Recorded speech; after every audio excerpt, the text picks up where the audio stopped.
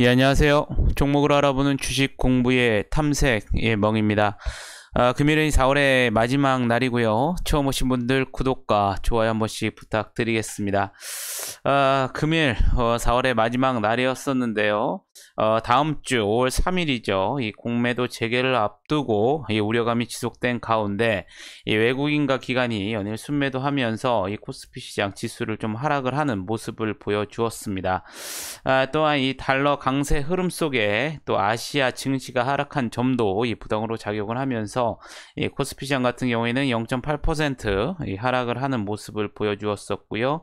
이 코스닥 시장 마찬가지로 금일 0.7% 넘게 하락을 하면서 이 4월을 마무리하는 모습을 보여주었습니다.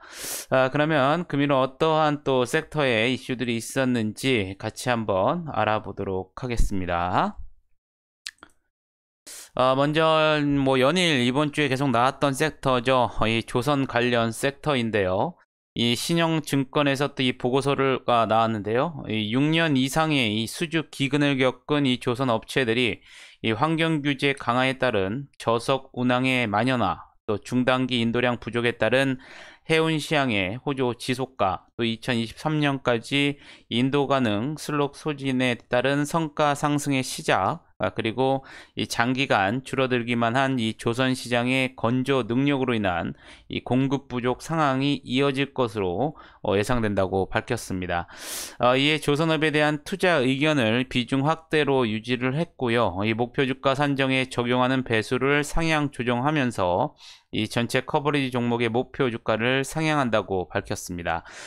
특히나 이 조선업종의 이 수주량 증가, 이 구조조정 수혜를 모두 볼 수 있는 기업은 이 한국조선해양으로 이 해당 기업을 최선호주로 추천을 했고요. 이 경쟁사가 이미 시장에서 소멸된 이 현대미포조선을 이 차선호주로 추천한다고 밝혔습니다. 또한 오늘 이 대우조선해양이 이 아시아 지역 선주와 1,845억 원 규모의 또 공급 계약을 체결한 또 공시가 나오면서 금일 또 조선기자재 테마 섹터들이 시장이 하락함에도 불구하고 상승을 하는 모습을 보여주었습니다. 오늘 금일은 또 이 코로나19 피해 업종 섹터들이었었죠. 항공과 여행, 면세점, 카지노 섹터들이 시장 하락함에도 불구하고 또 양호한 모습을 보여주었었는데요.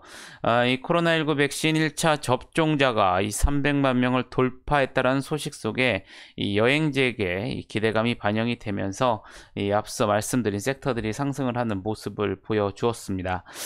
정부는 또한 이 코로나19 백신 접종을 1, 2차 모두 접종한 사람들의 경우에 이 다음 달 5일부터 이 확진자와 밀접 접촉을 하거나 또 외국에 다녀오더라도 이 코로나19 검사가 음성이고 증상이 없으면 또 자가격리를 면제할 예정인 것으로 나타나면서 금일 상승을 하는 모습을 보여주었습니다.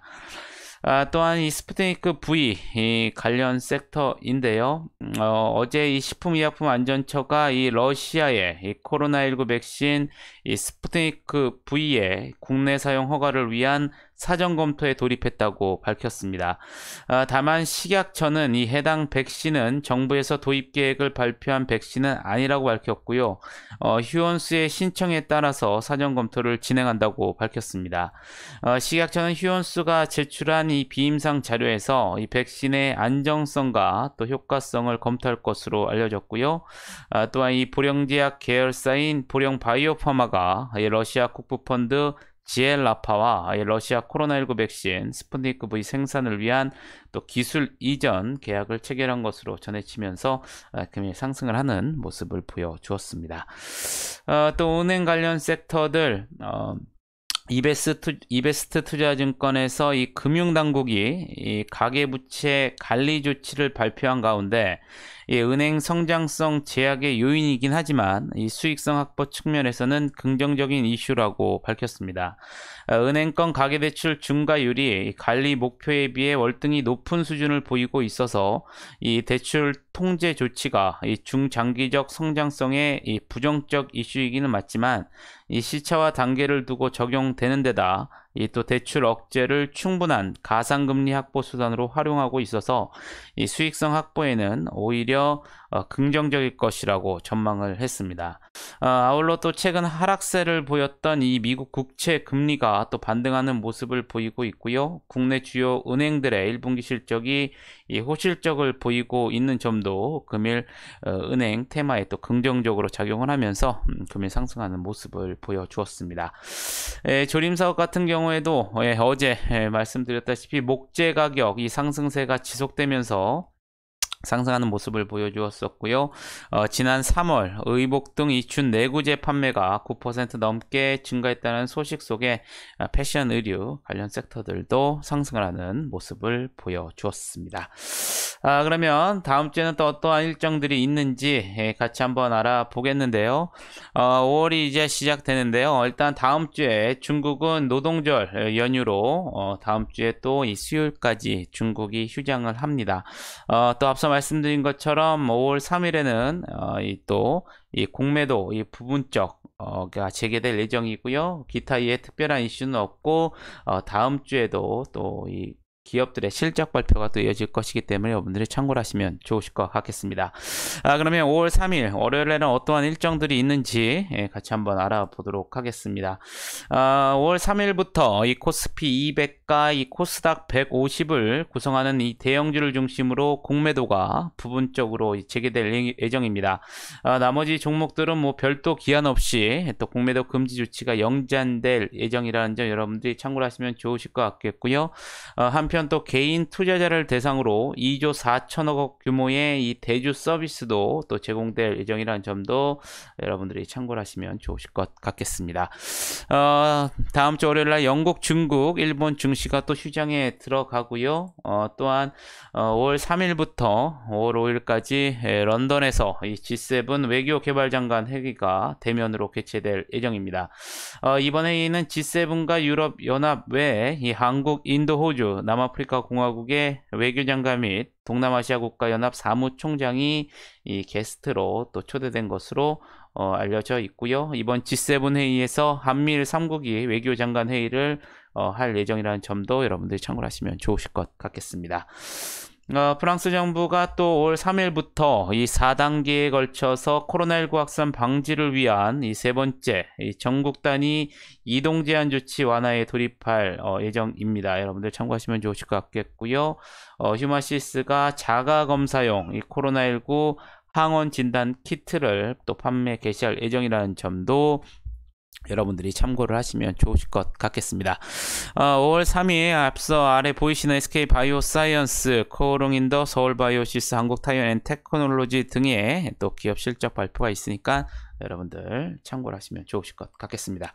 그러면 오늘 어떠한 종목들이 상승을 했는지 같이 한번 알아보도록 하겠습니다.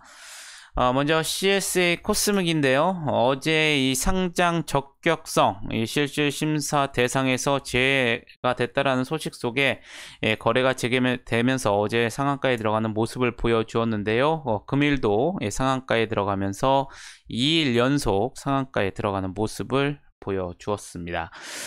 STX 중공업 같은 경우에는 앞서 말씀드린 것처럼 이 조선 업황의 호황이 지속될 전망들이 나오면서 이 조선기재의 테마 STS 중공업 상한가에 들어가는 모습을 보여주었었고요. SBS 미디어홀딩스 같은 경우에는 이 동사의 최대 주주인 TI홀딩스가 이 동사를 흡수 합병하기로 결정했다고 공시가 나왔습니다. 합병 목적은 독점 규제 및 공정거래에 관한 이 법률에 따른 지주회사 행위 제한 규정의 준수이고요. 이 본합병을 통해서 미디어 사업의 미래지향적인 발전 전략을 새롭게 모색하는 전기가 마련될 것으로 기대한다고 밝히면서 금일 25% 넘게 상승을 하는 모습을 보여주었습니다. 동일철강 같은 경우에는 중국의 이 철강 수출세, 이 환급 폐지에 따른 이 반사이익 기대감 등에 오늘 동일철강 19% 넘게 상승하는 모습을 보여주었었고요. 마찬가지로 조선기자재 테마 섹터인 KSP 15%대 상승을 하는 모습을 보여주었습니다. 지네틱스 같은 경우에는 미국의 유명 웨어러블 기기 제조사인 핏빛의 이 최신 트래커 모델에 이 자사 웨어러블 IC 제품이 탑재된다고 밝혔습니다. 이에 따라서 향후에 이 미주향 매출이 본격화될 것이란 기대감이 커지면서 금일 13%대 상승하는 모습을 보여주었었고요. 이 화인베스트 같은 경우에는 금일 조선 기자재 또 중소형 철강 테마 섹터들이 상승을 하면서 금일 13%대 상승을 하는 모습을 보여주었습니다. 조선 테마 섹터인 한진중공업 11%대 상승하는 모습을 보여주었었고요. 이지바이오 같은 경우에는 지분 수합 및 지배구조 정리 과정 이 마무리 예정 속에 올해 이 전체 업황 개선에 대한 기대감이 지속적으로 반영이 되면서 금일 10% 넘게 상승을 하는 모습을 보여주었습니다. SBS 콘텐츠허브 앞서 말씀드린 것처럼 이 TI홀딩스가 SBS 미디어홀딩스 흡수합병 결정 소식에 금일 좀 태형 그룹주들이 상승을 했는데요. 이에 따라서 10% 넘게 또 상승을 하는 모습을 보여주었습니다. 모비스 같은 경우에는 이 과학기술정보통신부, 이 과학기술혁신본부가 어제 오후에 이 국가연구개발사업 총괄위원회를 열고 이 충북 청주 오창에 짓는 이 방사강 강속기 이 사업 추진을 확정키로 결정을 했습니다. 이에 총괄위원회가 최종 의사 결정을 할 예정이고요. 이 타당성을 입증한 만큼 무난한 통과가 예상되고 있습니다. 이 같은 소식에 대형 가속기, 핵융합 실험 장비 구축 등을 이 주력 사업으로 영위하고 있는 모비스와 2016년 이 포항 4세대 방사강 가속기에 이 가속관, 에너지 배가 장치 등을 공급한 이력이 있는 이 비시로테크가 금일 시장에서 좀 부각이 됐는데요. 이에 따라서 모비스 10% 넘게 상승을 하는 모습을 보여주었습니다. 히온스 같은 경우에는 식약처가 이 스푸트니크 V 국내 사용 허가 이 사전 검토 소식에 9%대 이 상승하는 모습을 보여주었었고요. 레드캡 투어 이 여행 테마 상승 속에 1분기 호실적 모멘텀이 지속적으로 반영이 되면서 금일 또 9%대 상승을 하는 모습을 보여주었습니다. 보령제약 같은 경우에는 이 계열회사 인 보령 바이오 파마가 러시아 국부펀드, 이 한국 컨소시엄 주관사인 지엘라파와 또 러시아 백신 스푸트니크 V 생산을 위한 이 기술 이전 계약을 체결한 것으로 전해졌습니다. 이와 관련해서 한국 코러스 관계자는 이번 계약으로 이 보령 바이오 파마가 이 스푸트니크 V 백신 완제품 생산에 중추적인 역할을 할 것으로 기대된다고 밝혔습니다. 한편 또 스페인 제약사에서 도입한 이 아플라딘이 이 코로나19 치료제로서의 효능을 확인하기 위한 글로벌 임상 상탕에 돌입한 것으로 전해졌는데요. 보령제약은 2016년에 이 파마바와 아플라딘의 국내 독점 판매 계약을 체결한 바가 있는 이 소식도 전해지면서 금일 9%대 상승을 하는 모습을 보여주었습니다. 조선 테마 섹터인 현대미포조선 9%대 상승하는 모습을 보여주었었고요. 마찬가지로 조선 기자재 테마 섹터이죠. HSD 엔진 8%대 상승을 하는 모습을 보여주었습니다. 마지막으로 글로벌 텍스프리 금일 면세점 테마 상승 속에 이 주식회사 이 메디프론 DBT 이 주식 처분 결정 소식이 나오면서 마찬가지로 8%대 상승을 하면서 금일 시장을 마감하는 모습을 보여주었습니다. 그럼 시간에서는 어떠한 종목들이 상승을 했는지 같이 한번 알아보도록 하겠습니다. 먼저 코리아 센터인데요. 이 장마감 이후에 이 자회사 플레이오토가 이 페이스북 숍스 와 이 협업 진행을 한다라는 관련 기사가 나오면서 시간에서 상한가에 들어가는 모습을 보여주었습니다. 바이오니아 같은 경우에는 이 장마감 이후에 이 동시진단 키트가 식약처에 허가를 받았다는 공시가 나오면서 9% 넘게 강세를 보여주었었고요. 이 녹십자홀딩스 같은 경우에는 장마감 이후에 식약처에서 지시녹십자 이 코로나19 혈장 치료제인 이 지코비딕주 허가와 관련된 심사를 착수했다는 소식 속에 시간에서 녹십자 그룹주들이 상승을 하면서 17%대 상승을 하는 모습을 보여주었습니다. 효성 TNC 장마 장마감 이후에 1분기 실적 발표가 나왔습니다. 연결 기준으로 매출액은 1조 6천억 원으로 전년 동기 대비 16%가 증가를 했고요. 영업이익은 2,467억 원으로 전년 동기 대비 214% 증가를 하면서 시간에서 5%대 상승을 하는 모습을 보여주었었고요. 효성학 마찬가지로 1분기 실적 발표가 나왔습니다. 연결 기준으로 매출액은 5,911억 원으로 전년 동기 대비 39%가 증가를 했고요.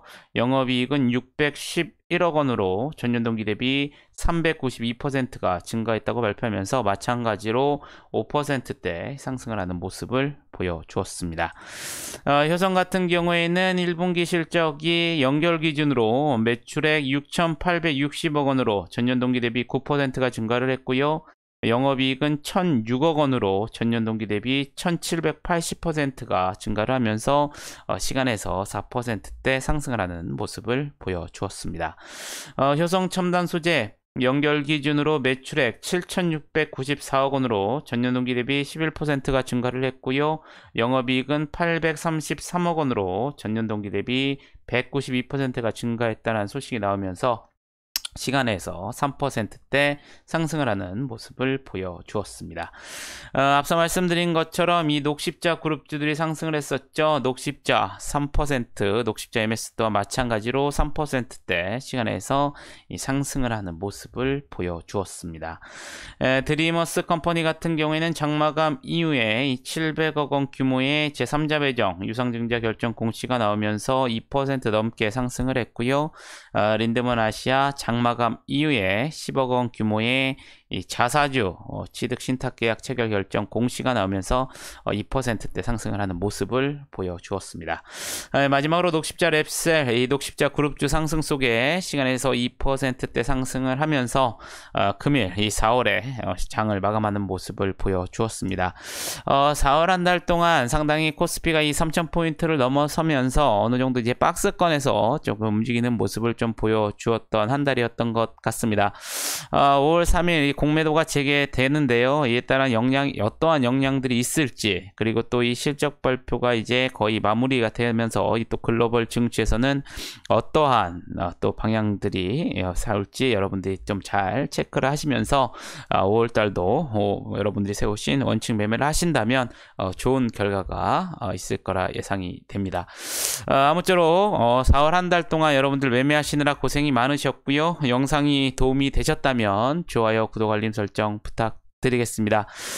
주말들 잘들 보내시고요. 저는 또 5월 달에 좋은 영상으로 다시 한번 찾아뵙겠습니다. 감사합니다.